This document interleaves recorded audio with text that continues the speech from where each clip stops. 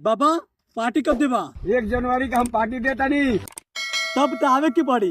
सब कोई आई हमारा लाड़की से।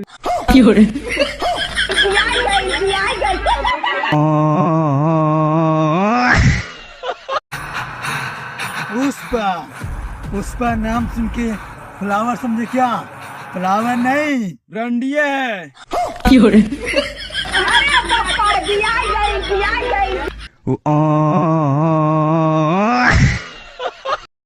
भैया भैया भैया भैया का रे?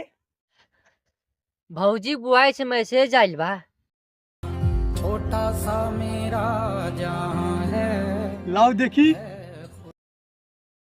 इसमें टेंशन वाली कौन सी बात है कि आपका थोड़ा सा छोटा है। भैया बहुत छोटा बा का? बस बस हम तुरंत आओ घरी। तनको ना रुका बहु। हाँ बस इतना ही।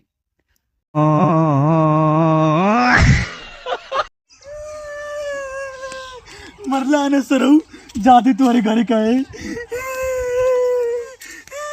ए भैया देखबा ऊ करियो बिना गलती के मरला है वो ठीक कहले है। अगर तू और कोनो गलती करी तो तू चप्पल से मरिया। ए भैया हाय बिना गलती के चप्पल से मरला है ये ठीक कहले है। अगर तू हर कोनो गलती करी तो तू चप्पल से मरिया।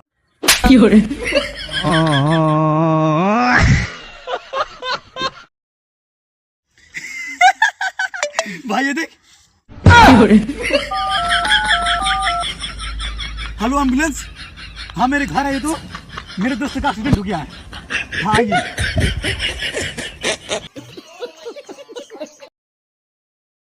वो काम कर जिसमें तेरा टैलेंट है। कबूतर कबूतर कबूतर उड़ कबूतर उड़ भाई उड़ भाई उड़ स्वर उड़ स्वर उड़ है बकरी उड़ भाई बकरी उड़ है बकर दोबारा उड़ भाई बकरी दोबारा भाई उड़ स्वर उड़ स्वर भाई पकड़।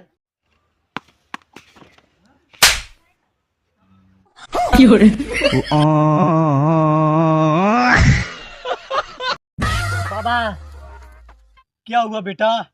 तनी झाट खजुआ देबा।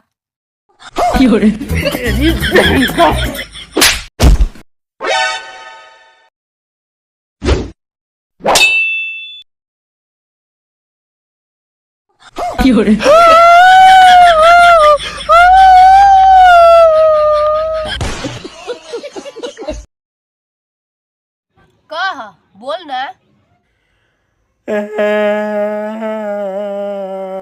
रोता तेहू रो ना।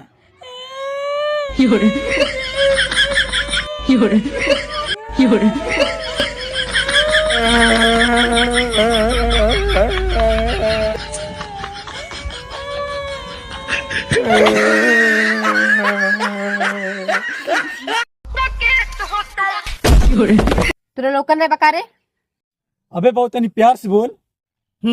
लौकन ना बका भैया। अखियम लाड़ पिला ले बा।